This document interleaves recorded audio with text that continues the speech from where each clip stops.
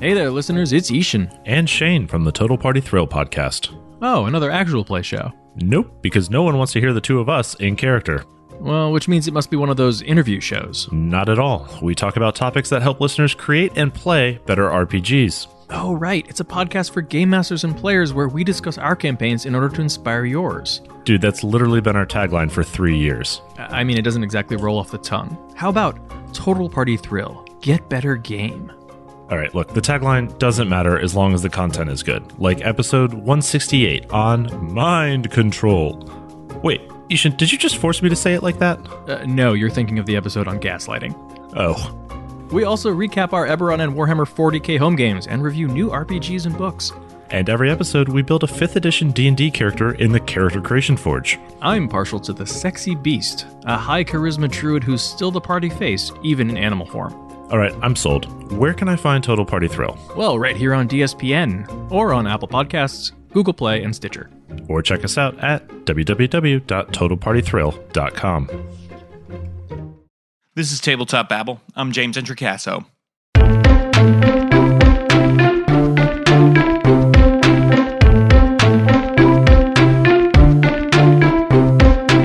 Today on the show, I am talking with Kat and Alicia, who are the lead designers, project managers, and wearing many other hats on the Eat the Rich Anthology. I get some great advice from them about how to design an adventure anthology, and we talk about how adventure anthologies are really taking off on the DM's Guild marketplace. It's a really cool conversation, and I got a lot out of it. They are very passionate about the project, and it's out right now. You can check it out. So here is my conversation with them. Okay, everybody, now I am here with two amazing game designers who have an incredible project. We're going to talk about the rise of anthology projects that is happening on the DM's Guild and in a lot of other RPG marketplaces. This is a really cool and exciting thing. Let me get to the guests. Kat, let's start with you. Who are you and what do you do in the world of tabletop role-playing games? Hi, I'm Kat Evans, and I do a lot of what I'm told. Frankly, as is the way of the freelance writer and designer. But I write and lay out and design products for the DM's Guild, often in conjunction with fabulous people like Alicia. And how about you, Alicia? Who are you and what do you do in the world of tabletop role-playing games? Well, I'm Alicia. My name has been said approximately 8 million times, which I really enjoy. And I make games. I make games for the DM's Guild. I make games that I put on itch. And they're always really weird, and they're normally really gay. Yes. Well, it is awesome to have you both here because we're going to be talking about anthologies that have been put out, the ones you have contributed. Alicia, you've probably maybe done some game jams as well as part of the itch community does those a lot. Have you done that kind of thing? Yeah, absolutely. The very first game I ever put on itch, actually, was for a game jam. Awesome. What was it called? Tell me about it. So it's called Basic Witches. Nice. And it's about being teen femmes and, like, hexing the patriarchy with pumpkin spice lattes and liquid lipstick. That's amazing. So, in the spirit of games that are about, shall we say, sticking it to the man, tell me a little bit about Eat the Rich, Kat. What is Eat the Rich? Eat the Rich is, I mean, it's the thing that controls my life and Alicia's life at the moment. Eat the Rich might be the biggest collaborative project that has ever happened on the DM's Guild. At its core, it is an anthology of anti-capitalist D&D adventures, nice little short ones that you can run as one-shots and get your 3 to 6 hour fix of taking brutal, bloody revenge on the man, the system, and every employee you've ever had with fireballs and pole axes and all kinds of good stuff like that. But it's also a 200-person project, which is crazy. We came up with this idea on Twitter. Alicia posted something on Twitter about an anti-capitalist anthology, and I was like, yes, I propose we call it Eat the Rich.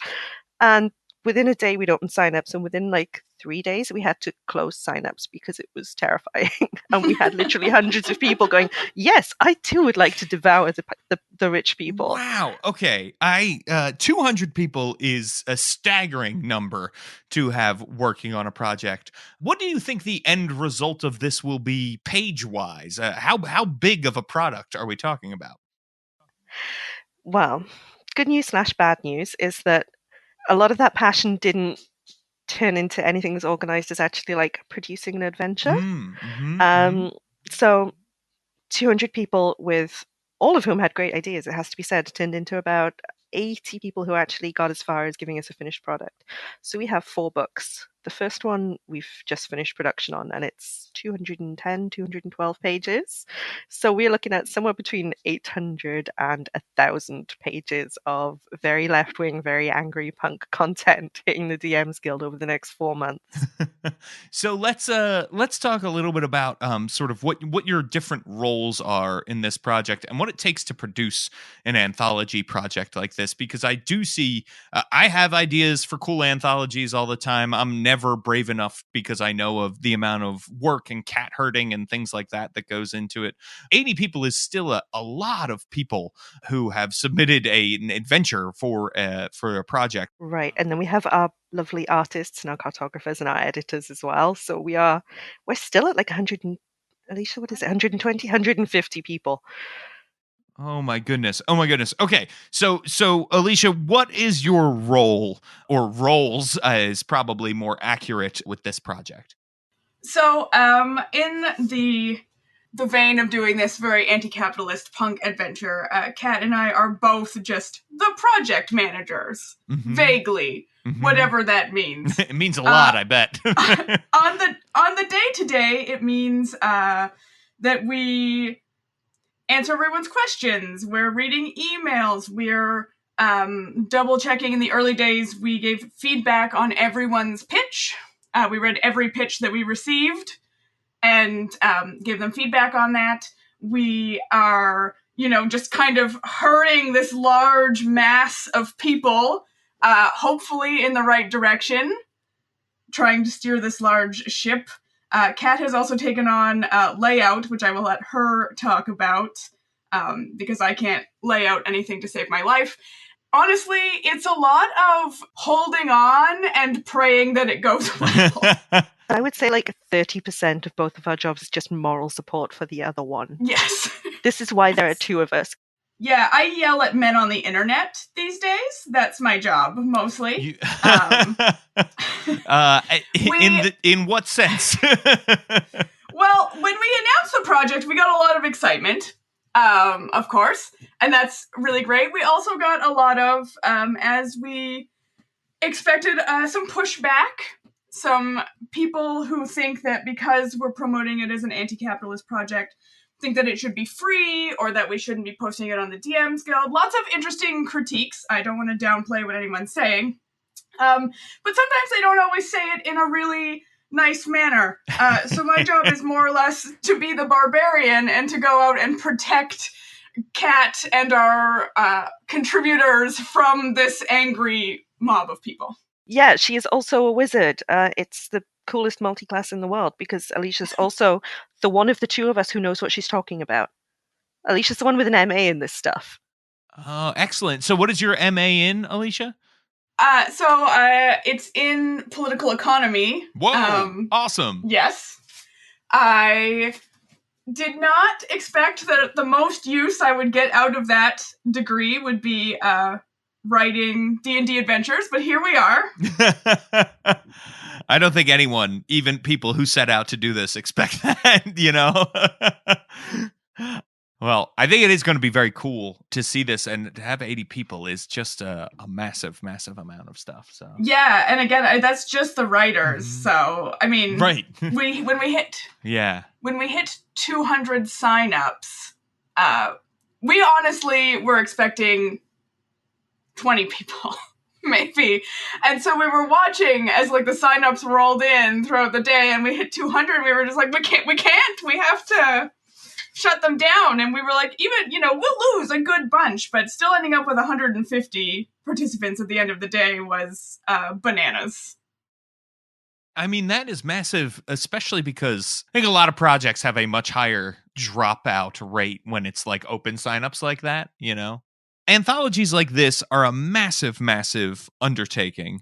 You said you're putting out 4 books. Was that the goal from the beginning? Like, hey, we'll put out 4 of these things? Was it just based on the number of responses you got?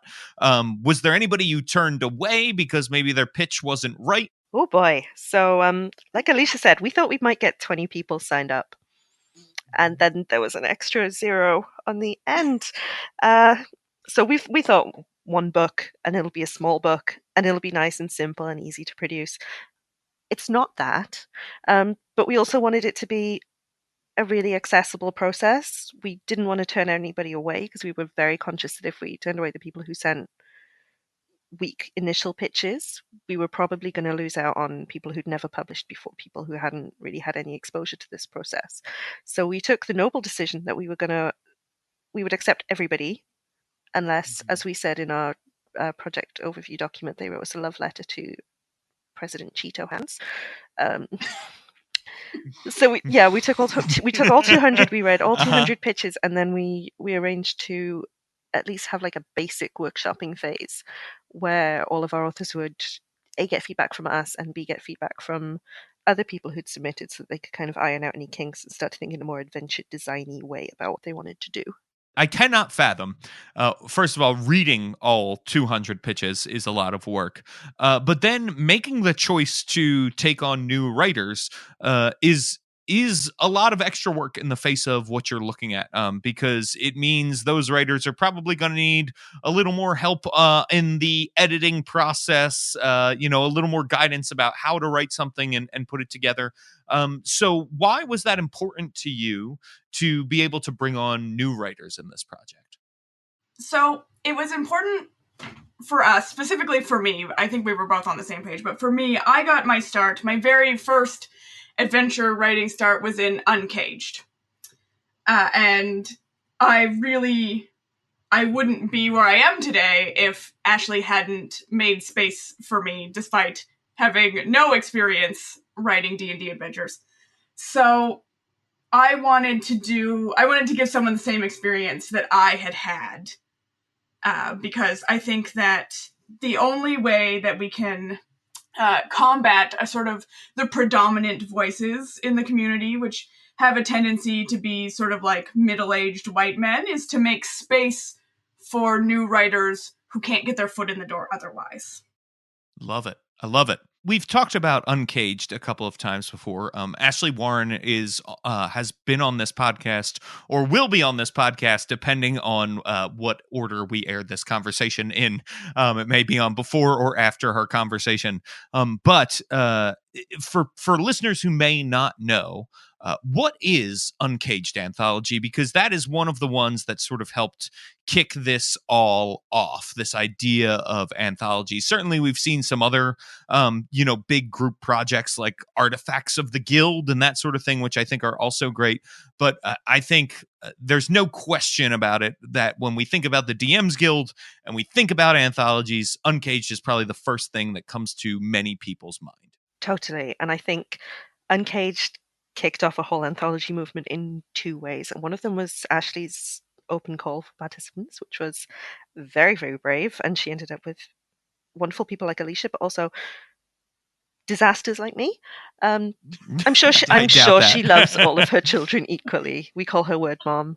What was I saying? So it kicked off anthologies in 2 ways. One being the open call, and the other being really a non-traditional perspective on adventures, because Uncaged was specifically conceived as a feminist anthology, re-examining mythological and D&D tropes through the lens of female monsters, which often get the really short end of the stick when it comes to writing myth and writing stories.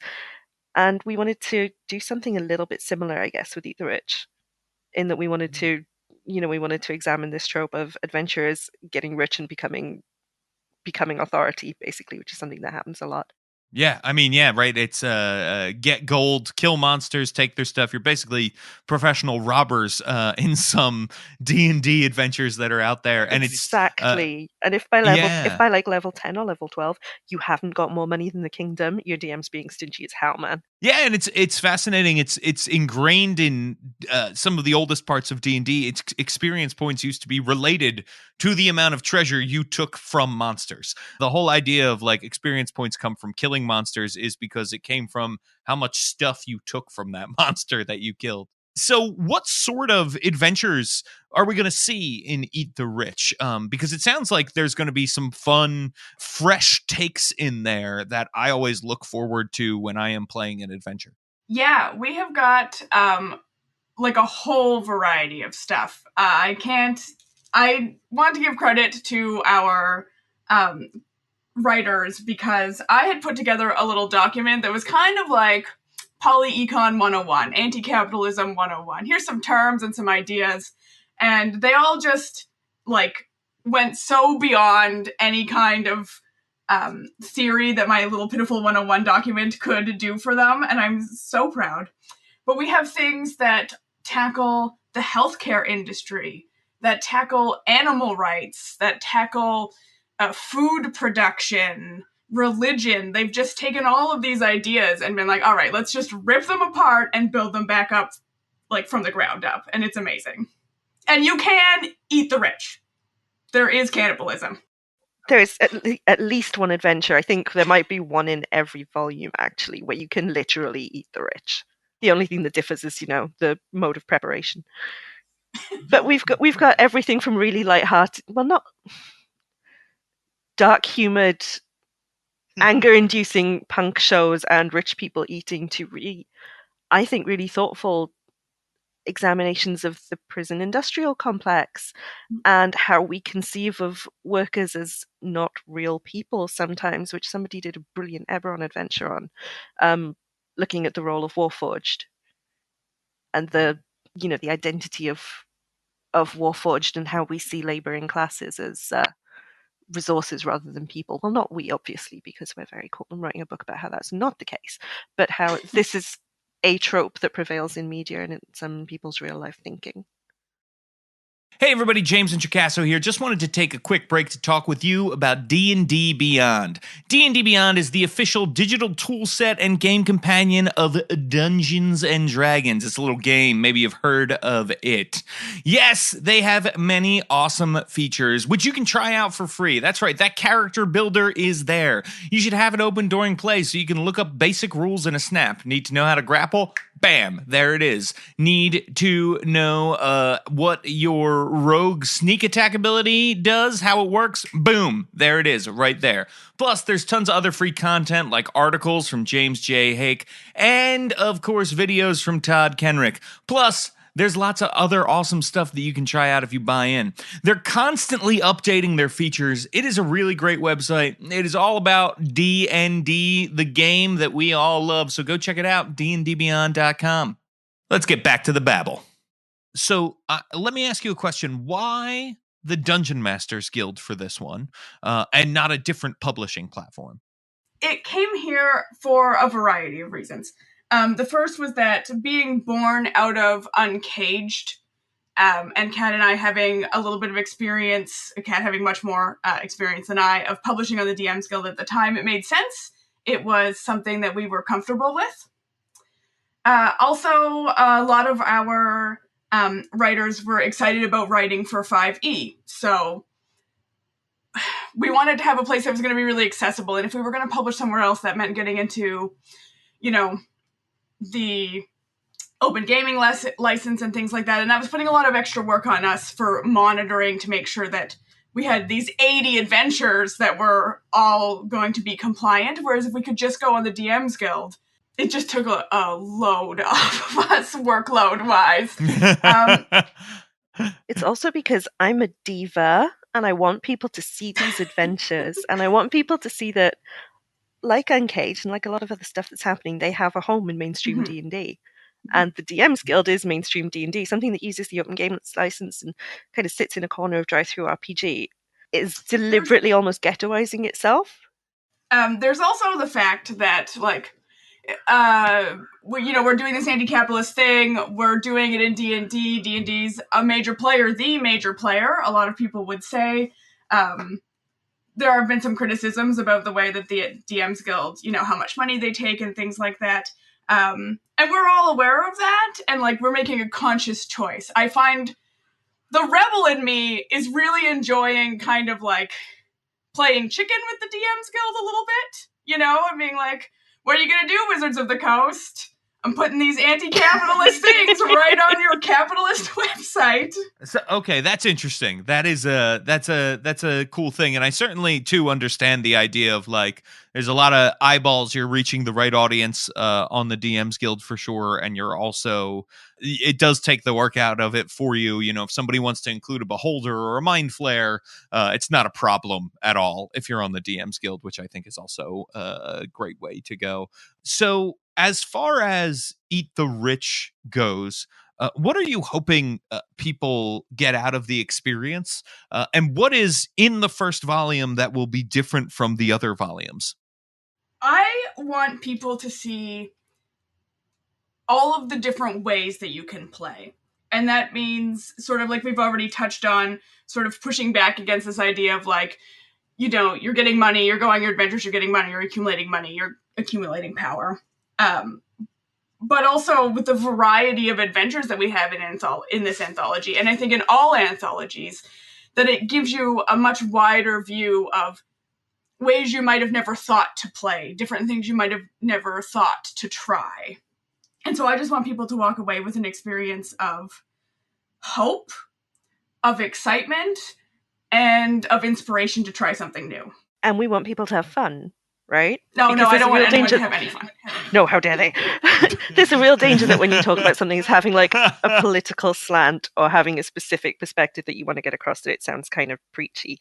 But these are not preachy adventures. They're not learning experiences. They're just a really good 4 hours of D&D with all of the awesome social challenges and combat and exploration that you would expect, just allowing you to use all of that kind of cool play to a different purpose.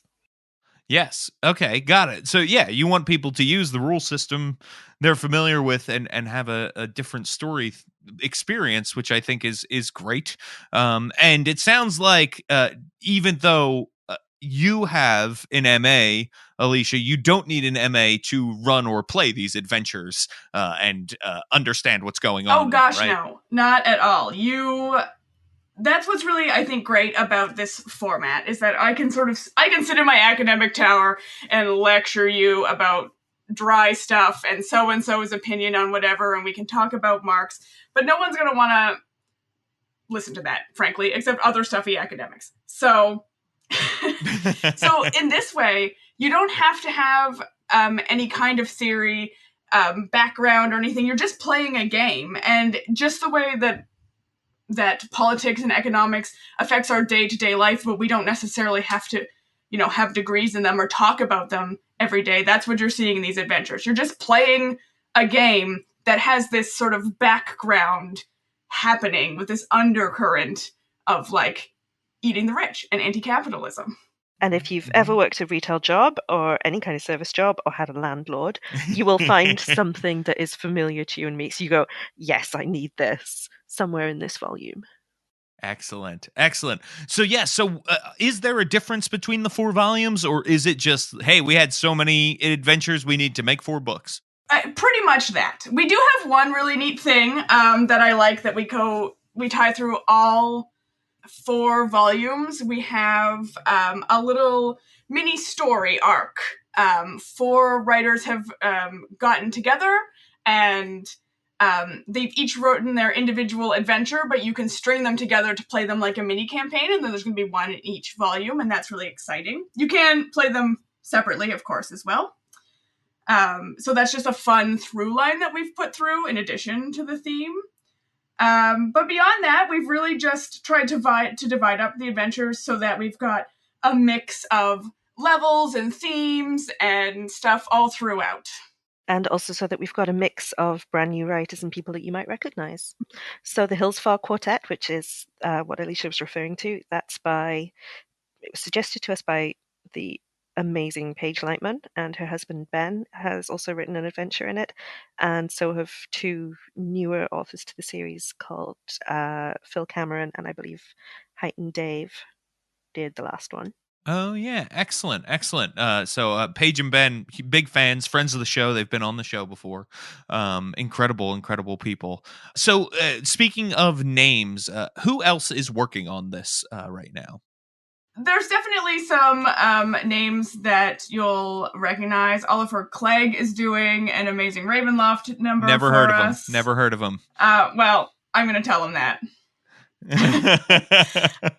We have some, because this was born out of an Uncaged project, of Uncaged, we definitely have some repeat Uncaged writers. Alison Wong, Jessica Markham. I'm drawing a blank right now. I knew this was going to happen. We have amazing people.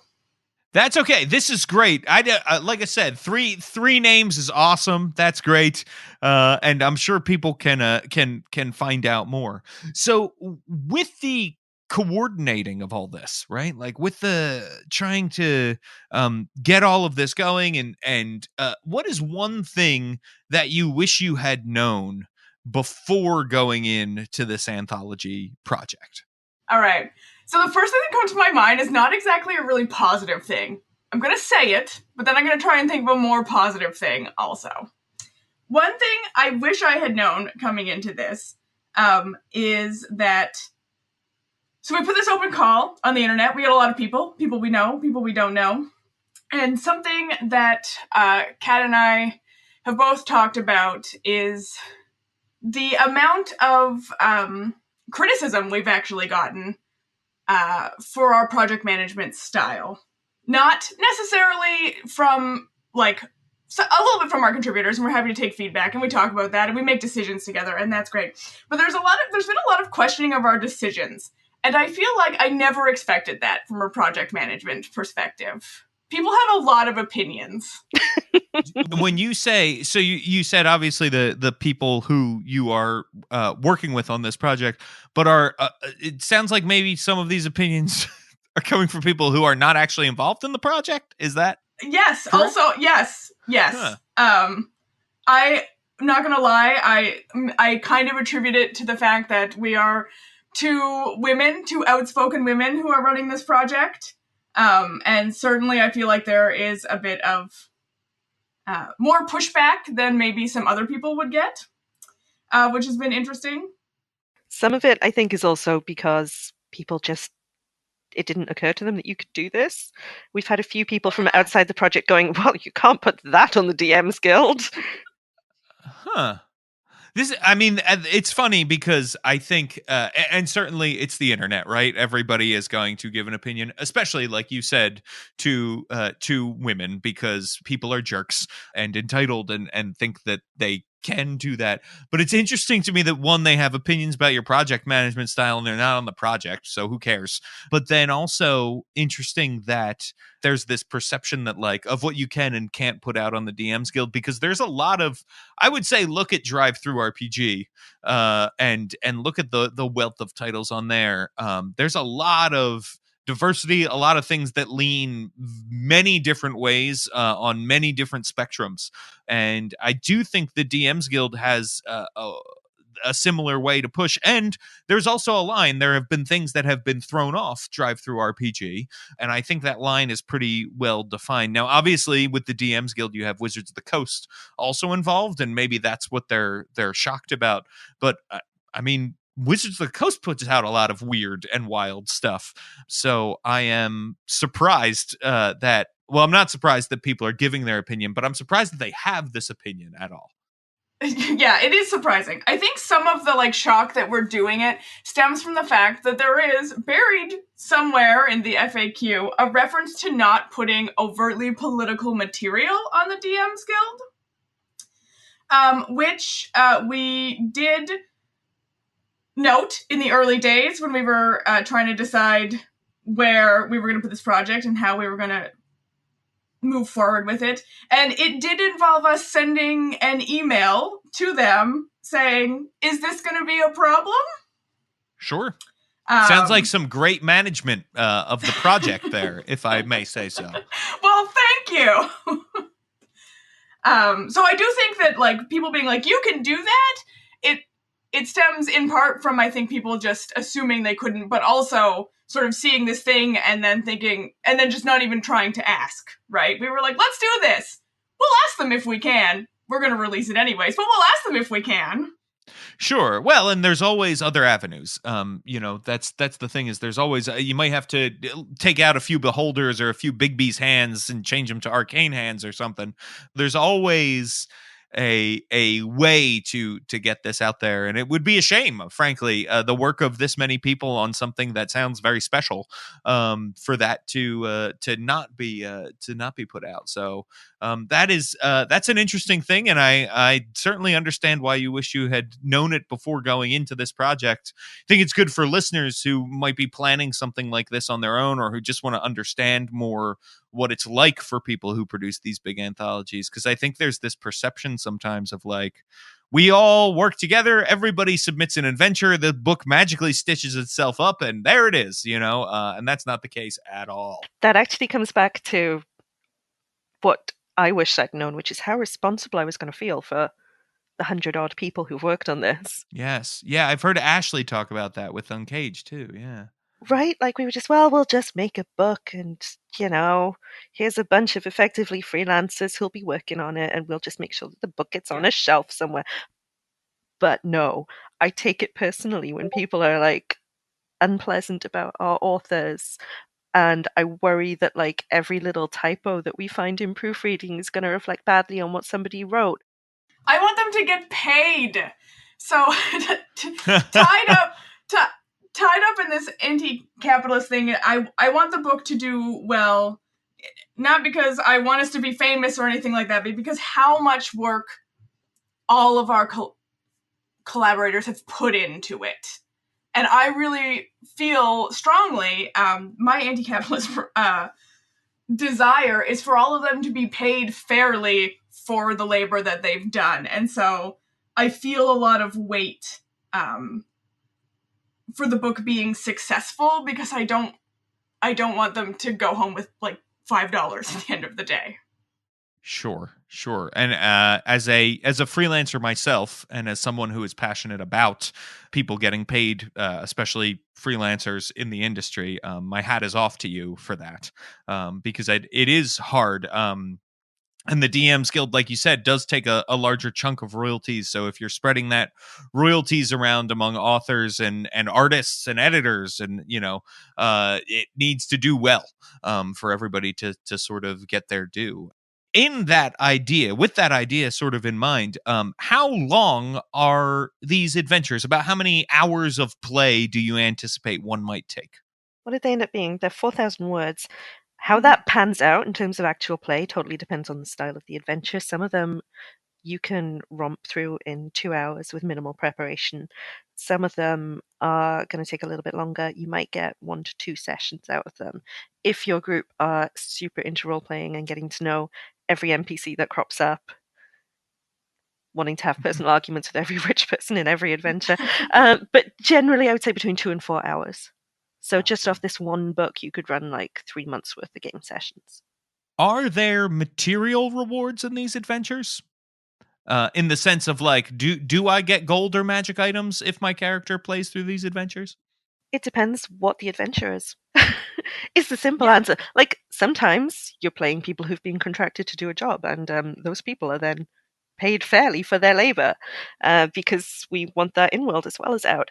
But very often the reward is getting to reshape a system or improve the lot of the people that you're working with. And very often, actually, that's improving the lot of your own people, because one thing that we struggled with as designers, and a lot of our authors struggled with as well, is this idea of the outsider hero problem, where a bunch of fully trained professional adventurers march in and solve all of your problems, you foolish common folk who apparently can't even open and close doors on your own. So a lot of times what the rewards of these adventures are actually in improving your own society and improving the lot of the people that your characters care for. That's great. And that presents an interesting narrative design issue, I think, when you do that, because it's it's very cool and it's very rewarding to help out your home place.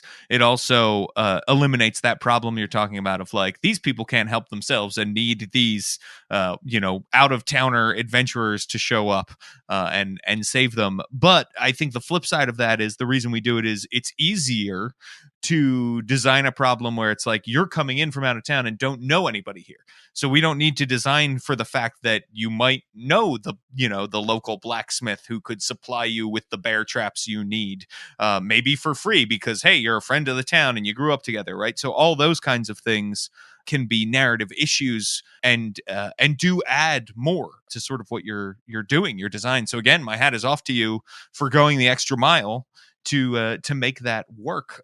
Did you find there were any other sort of design challenges when you created an adventure where it was like, you are from here, you live here, and this is the system you're going to try to reshape? It has already affected your life, maybe your entire life. One of the things that we discussed early on was that in a lot of cases when we're talking about these issues, if you are a white writer, for example, you can accidentally be sort of engaged in colonial practices or accidentally include really unfortunate stereotyping, because we sometimes code communities that need help as communities of color or marginalized communities. So one of the things that we were all conscious of, Kat and I going through pitches, and also all of the writers did a very good job too, was just making sure that when we're addressing this outsider hero trope, that we don't then accidentally stumble into another problematic part of design writing.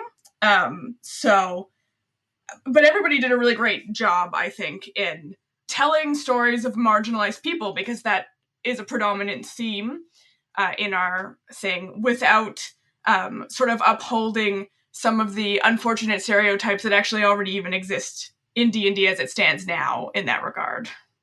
So you've got adventures of all level ranges here. Do we have some like level 20 cool stuff? So the highest we go in Volume 1 is level 17. And in that adventure, you get to take on the archdemon at the center of the Blood Diamond trade, which is pretty cool. Yes! We skew towards the lower adventures because a lot of times what you're fighting is actual human nastiness. So I think people have been very tempted to take it quite literally and have you fight corrupt politicians and nobles and that kind of thing, which means Tier 1 and Tier 2 is very appropriate. But we've got a couple of Tier 3 and one Tier 4, and throughout all of the different volumes, we've got about 25%, I think, of the adventures up in those high tiers. And I know we've got at least one level 20 adventure coming up. That is amazing. And that's great. Most people love to play those Tier 1, Tier 2 adventures as it is anyway. So, sort of in wrapping up here, do you all have any sort of final advice for someone who might want to take on an anthology project like this? Is it don't do it? No, it's the opposite of that. So, in a sense, to me, it's both don't do it and definitely do it. Don't do it for the wrong reasons. I think that because Uncaged was my first foray on the DM's Guild, I got a really skewed sense of what success means on the DM's Guild. And so if you're doing this because you think that you're going to like be on the top of the charts and you're gonna make a amazing best-selling anthology, you're probably not going to. And even if you are, it might not be worth, in a sense, all of the work that you put into it. But if you're doing it because you feel like you have something important to say, because you're not seeing your idea on the guild and you're like, why isn't someone doing it? Then like, yeah, you should do it because someone has to. I have a more mundane take on that, I guess, and that is get you some good team leads. Delegate. Learn to delegate and then do it shamelessly and as much as you possibly can. So we have the amazing Anne Gregerson doing our cartography. We have Bob Davis as our edit lead, and we have my beloved partner Liz Gist as our art director. And just the fact that we've been able to direct 4 people instead of like 50 people at various stages in the project is such a huge help. And this project would not exist without them and without the amazing Alison Huang, who is our community manager, who makes sure that people have read everything they're supposed to and know when they're supposed to deliver information and put their name in spreadsheets and things like that. So thank you, everybody who makes us look good. Absolutely. So, before we go, where can people find you on the internet, Kat? You can come and harass me if you want to, and I will shout at you about how we all deserve to be paid for our work at Perpetual Gloom on Twitter. You can find me on the DMs Guild as Catherine Evans, and if you really want to see my out-of-date website that I haven't had time to update for the last 4 months, you can go to catevansiswriting.com. Excellent. And where can people find you, Alicia? So you can watch me yell at men at Twitter at Alicia Furness. You can find my DMs Guild stuff at Alicia Furness. And if you want to hex the patriarchy, you can find Basic Witches and my other weird indie games on itch at A Furness, just to be different there. Excellent. Well, thank you so much for joining me today on Tabletop Babble. Thank you. Well, that was a great podcast with Kat and Alicia. People, if you want to help support Tabletop Babble, you can do it by heading on over to patreon.com/Introcaso. That's patreon.com/Introcaso, where you can get some cool rewards. But the biggest thing you get is you help make this show a reality. It's not cheap to make. It costs a lot of time and it costs some money. So if you want to help make this come true, help get this thing to your ears, which you have been listening to possibly for years, head on over to patreon.com/Introcaso. If you're already giving, thank you so much. We really appreciate your support. And hey, I understand that not everybody has the money to throw our way, and I totally get that. There is a way you can support us. If you listen to Tabletop Babble, you can create a free iTunes account and leave us a rating or review. If you're listening in Apple Podcasts right now, guess what? You can just switch on over while you're listening to my voice right now. Open your app, switch it on over, hit the 5-star button, bada bing, you're good to go. If you leave us a review and 5 stars, I'll read it out loud on the show. You can make me say anything you want. Like Graham Ward, who left a review that says, "This is no mere babble. He is James Introcaso, DM's Guild adept, successful creator, and knockout interviewer. You owe him your subscription." I assume that's what Graham Ward 7 sounds like. Thank you so much, Graham Ward. I really appreciate this. It is huge, and it helps other people find the show. All right, people, you can follow me on Twitter at James Introcaso and my blog, worldbuilderblog.com.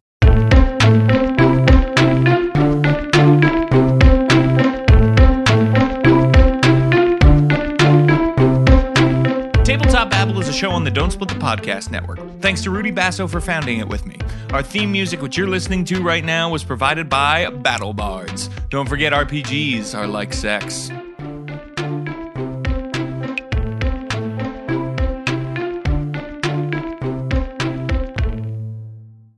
Hey everybody, before we go, I wanted to let you know that this episode of Tabletop Babble is brought to you by the one, the only Elderwood Academy. Elderwood Academy are the makers of fine, handcrafted gaming products. I'm talking about spell books to store your dice and minis and cards and pencils and whatever else you need. I'm talking about rolling trays for your dice that roll up to look like scrolls and they become portable. I'm talking about dice towers that look like codices. There are so many amazing things you can check out. But one of my favorites is a dice catapult. That's right. There is a little catapult that you can get that launches dice. Rudy and I have tried this out at their booth at a convention once, and it was amazing and also very disruptive. We apologize to the folks in Elderwood Academy.